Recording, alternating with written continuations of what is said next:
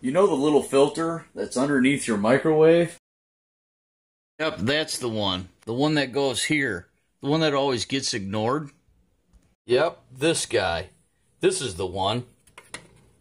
Yes, sir. And I'm going to show you how to clean it up. With little to no effort.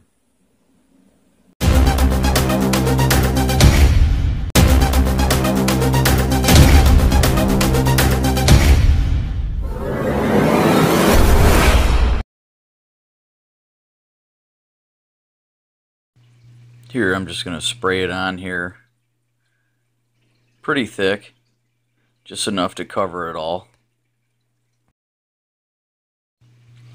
At this point, you can start to hear it work. Right now is a good time to get a coffee. Wait 5 minutes. Take a brush.